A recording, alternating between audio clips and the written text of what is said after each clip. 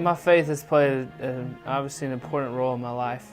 It's the most important thing above, my wife, above my family, above football. My faith is what leads me and guides me each and every day. And, I know that I wouldn't be where I am right now without it. I think Colt is being allowed to play at this high level and be used in order to further the kingdom. I really believe that as a dad. There wasn't anybody that coached any harder or wanted to win any worse than I did. Tough guy, football, but down deep inside, those were the messages we tried to give to our kids more than anything else. Is that all these things we're teaching you, they'll carry you a long way. But if you don't have this, you're not going to get anywhere. There's been times throughout my career, whether it's college or the NFL, where you doubt yourself. Am I good enough? Am I doing the right thing? And I think if every person or every athlete is honest, everybody goes through that a little bit, those struggles. And I think that is the mental side of becoming the best that you can be. What's holding you back? What are your constraints? And for me, it goes back to those relationships that I talked about earlier, the guys I've been able to talk to and lean on. And it's hard. You're in the spotlight a lot. You got media around you telling you can't do this, creating doubt in yourself. He's not good enough. He can't play at this high level.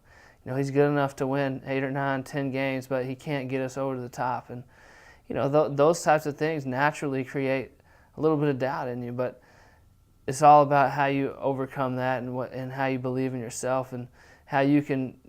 I think a leader can help guys around him become the best they can be, not only yourself but others. And so that was kind of my MO, was that nobody was going to be more prepared in a game. Somebody might have more talent, somebody might be bigger, somebody might be stronger, but nobody was going to be more prepared than me going into the game. And that's what I try to live by every week. That's what's got me where I am, on the physical and mental side of the game. So you've got to overcome that. Thoughts become things. I try to think positive all the time, and realize that somehow, some way, that's going to carry over, and I'm gonna play great today. And that's how I think. It was really hard those first few college games to sit in the stands because I'd been the play caller. I knew what was going to happen. To turn that responsibility over to someone else was tough. And as he's gone to the NFL, it hadn't been as hard because I haven't been doing it for years. But it's a tough situation for a dad to let go when you've been as close to your son as you have been. And that's probably been a lot more of a struggle for me than it has for Colt. And we're trying to grow through that. Everybody goes through stages of your life, and that's the stage that we're in right now. I still coach him. I still critique him. And when he asks me, I'll tell him. And I love to talk to him about football, but I try not to do it on my own initiative, just because that's probably not what he needs. I never have the attitude that I have arrived. I am somebody. I've done something. Especially in a team sport, that's where you can't cross that line. You have to go in with the understanding of, hey, I haven't done anything yet. No matter how many All-American, everything awards I have, everyone else on my team has the same, scrapbook full of all the stuff. And I think the ones who do really make it are the ones who have the attitude of, hey, I have done nothing yet. I'm starting over. I'm a small fish in big water, and I've got to grow. I've got to mature. I've got to make a name for myself here. Everything else doesn't matter. And so that's the advice that I give. Never lose your sight of your dreams and your goals and what's got you there and where you want to be. I think that attitude will definitely get you somewhere. I think goals are the most important thing, that we have to set them. If our goals are unspoken and unwritten, it's hard to stay by them. And I think that's what happens to a lot of athletes. They get to an elite level, and even though there's so much more that they could do, they feel like they've done it. The old saying of the mistake is setting your goal so high and you aim for it and you miss and it just crushes you. That's really not the problem. The biggest problem we have in our culture is we aim too low and we hit our mark, and we should quit striving to be better. And so that's what I would recommend athletes is set them high and see them, have a goal and always be looking at it.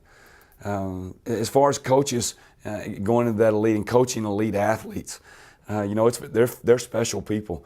They're people that you really need to push. I knew early on that Colt was very blessed, that God had given him some special abilities, and we talked as early as 7 or 8 years old, and he said, "Dad, I really want to be good. I really want to, be the best I can be and win a state championship, and maybe play in college." And we just talked about setting those goals, and nothing he ever said, no matter how off the wall it was, did I ever discourage. Yeah, okay, if you want to do that, let's do it. I'll help you, but it's going to be really hard. I love talking to people about being leaders. What does it take for us to be leaders in our world today? And I truly believe the definition of a leader is one who cares about the success of others. And so that's what this is about. If Colt and I can be a leader and we can care about others more than we care about ourselves, which is a biblical principle, and people can read this and not get, "Oh, well, they're perfect," but they can get, "Hey, they're just like me. They're just like our family. Maybe we can do some of this too." Then we've done something that's worthwhile. Some of the things I hope people will come away with after they read the book is, I guess, know a little bit about, of me, some of the stories that have shaped me, some of the experiences that I've had, and hopefully, I don't want them to think this as a biography of me, like I've done it, I've made it, I'm in the NFL. I've got, my focus and my sights are set on a long career in the NFL. I want to play for a long time. Guys, majority of them write a book after they win the Super Bowl and those type of things. So that's not what this book really is. This book is aimed towards, helping parents with their kids. It's got my dad's and mom's principles that they really tried to use on me growing up. It's aimed towards athletes. Maybe they'll have some of the same experiences I had in college. I went through some ups and downs, a lot of success and sometimes, no success, and it was hard. So it's geared towards a lot of different age groups, different people, and I hope that somebody out there can take away something from here and apply it to their lives and learn and hopefully be stronger in a situation that I was in where I wasn't as strong, or be better at handling something than I was. And it's a teaching book. It helps people, and hopefully it'll help somebody out there. And if it helps one person, then I was supposed to write the book.